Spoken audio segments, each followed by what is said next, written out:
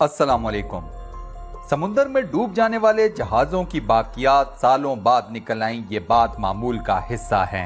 लेकिन अगर एक इंसान की शबीह जैसी कोई चीज समुंदर से निकल आए तो ये हैरान कर देने वाली बात है। उससे भी ज्यादा हैरत अंगेज बात ये है कि अगर ये इंसान कोई और नहीं बल्कि उसामा बिन लादेन हो, एक ऐसा इंसान जो किसी जमाने में दुनिया का सबसे खतरनाक तरीन इंसान तस्वुर किया जाता था।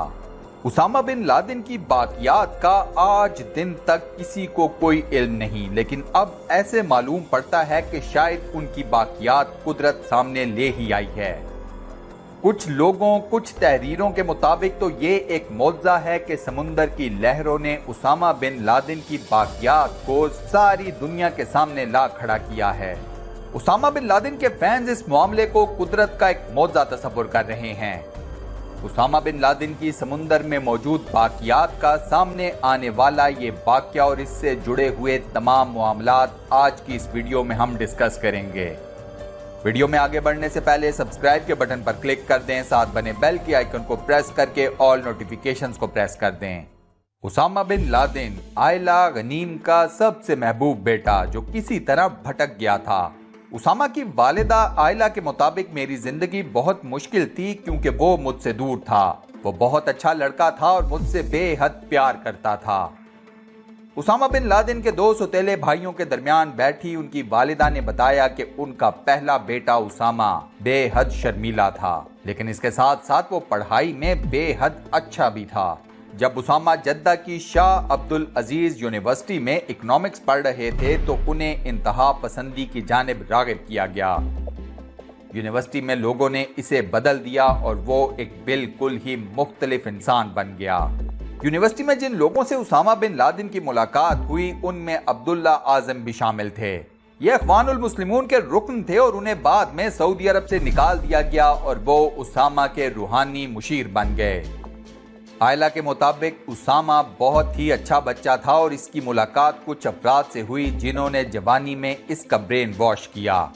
आप इसे कोई मजहबी फिरका कह लें। वो अपने मकसद की खातिर पैसे हासिल करते थे और मैं हमेशा उसामा को उनसे दूर रहने का कहती थी। उसने मुझे कभी ना बताया कि वो क्या कर रहा है क्योंकि वो मुझसे बेहद प्यार करता था।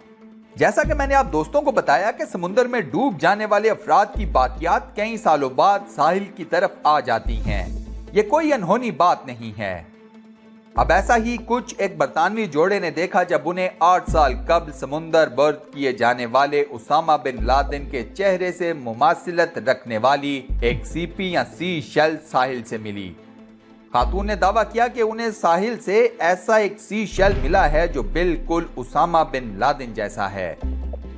बरतानिया से ताल्लुक रखने वाली 60 साला खातून डेब्रा ओलिवियर का कहना था कि वो जब अपने शोहर मार्टिन के हमरा ईस्ट ससेक्स के एक गांव विंचेल्सी के साहिल पर चहलकदमी कर रही थी तो उन्हें एक सी शेल मिली और वो उसके सहर में मुब्तला हो गईं। उन्होंने मजीद बताया कि यह सी शेल मुकम्मल तौर पर उसामा बिन लादेन से मुमासिलत रखता था। डेब्रा का कहना था कि वो इसे देखकर हंस हंस कर लोटपोट हो गईं, ताहम उन्होंने इस सी शेल को अपने लिए एक यादगार के तौर पर रख लिया। इस बरतानवी जोड़े का यह भी कहना था कि साहिल पर कोई सी शेल मिले और वो किसी से मुमासिलत रखती हो, ऐसा अक्सर नहीं हुआ करता। ताहम उसामा बिन लादेन की शबीह से मुमासिलत कोई चीज मिल जाना हैरान कुन है। उन्होंने इस सी शेल से मुतालिक बताया कि जब मैंने उसे अपने हाथ में उठाया और गौर किया कि एक पगड़ी है, ताहम ज्यादा गौर करने पर समझ आया कि उस पर बनी शबीह उसामा बिन लादेन से मुमासिलत रखती है। मेरे लिए ये एक हैरानकुन बात थी क्योंकि उसामा बिन लादेन को समुंदर बर्द किया गया था। 8 साल कबल अमेरिका ने यह दावा किया था कि उन्होंने 1 और 2 मई 2011 की दरमियानी शब पाकिस्तान के शहर एबटाबाद में एक कंपाउंड पर कार्रवाई करते हुए उसामा बिन लादेन को हलाक कर दिया था। उसके बाद अमेरिका की तरफ से यह बयान सामने आया कि उन्होंने उसामा बिन लादेन की लाश को समुंदर बर्द कर दिया है। डेब्रा और उनके शोहर मार्टिन अपनी शादी की 42वीं सालगिरह का जश्न मनाने के लिए इस मुकाम पर मौजूद थे। साहिल पर मौजूद कई लोगों ने सीपी को ईरान के साबिक सुप्रीम लीडर और बानिए इनकलाब इस्लामी आयतुल्लाह खुमैनी से भी तशबीह दी। کئی لوگ میڈیا پر آنے والی اس خبر کے اوپر یا اس کہانی کے اوپر یقین نہیں کر رہے۔ آج بھی اسامہ بن لادن کئی لوگوں کے دل میں بستے ہیں اور ان لوگوں کے مطابق اس سی پی کا یا سی شیل کا اسامہ بن لادن کے ساتھ کوئی تعلق ضرور ہے۔ ان لوگوں کے مطابق یہ سب کچھ قدرت کی طرف سے ایک معجزہ ہے اور اس بات کی گواہی ہے کہ اسامہ بن لادن اس وقت ایک بہتر مقام پر موجود ہیں۔ یہاں دوستو آپ لوگوں کی رائے جاننا چاہوں گا کہ کیا آپ لوگ بھی اسے کسی قسم کا معجزہ سمجھتے ہیں یا نہیں؟ آپ کا جو بھی جواب ہو مجھے کمنٹ سیکشن میں ضرور بتائیے گا۔ سن 1980 کی دہائی میں اسامہ روس کے خلاف لڑنے افغانستان گئے۔ ان کے سوتیلے بھائی حسن کے مطابق شروع میں ان سے جو بھی ملتا ان کی عزت کرنے لگتا۔ آغاز میں ہم ان پر فخر کیا کرتے تھے، یہاں تک کہ سعودی حکومت ان سے عزت اور احترام کا برتاؤ کرتی، لیکن پھر اس کے بعد اسامہ مجاہد کے روپ میں سامنے آئے۔ مجھے اسامہ پر بطور بڑے بھائی فخر ہے، انہوں نے مجھے بہت کچھ سکھایا۔ اسامہ کی والدہ کے مطابق اسامہ بہت سیدھا سادہ تھا، اسکول میں بھی بہت اچھا تھا، اسے پڑھنے کا شوق تھا، اسے پڑھنا پسند تھا۔ وہ تجارتی دورے کا بہانہ کر کے افغانستان چلے جاتے اور اس طرح انہوں نے ساری دولت لٹا دی۔ عائلہ کے مطابق میرے دماغ میں ایسا کبھی نہیں آیا تھا کہ میرا بیٹا ایک جہادی بن جائے گا، اور جب مجھے معلوم ہوا تو ہم سب بہت پریشان ہوئے۔ اسامہ بن لادن کے خاندان والوں کا کہنا ہے کہ وہ ان سے آخری مرتبہ سن 1999 میں افغانستان میں ملے تھے۔ عائلہ کے مطابق ایئرپورٹ کے قریب ایک جگہ تھی جو انہوں نے روسیوں سے قبضے میں لی۔ وہ ہم سے مل کر بہت خوش تھا، وہ ہر روز ہمیں آس پاس کی جگہیں دکھاتا تھا۔ اس نے ایک جانور مارا اور ہمارے لیے کھانا بنایا اور سب کو مدعو کیا۔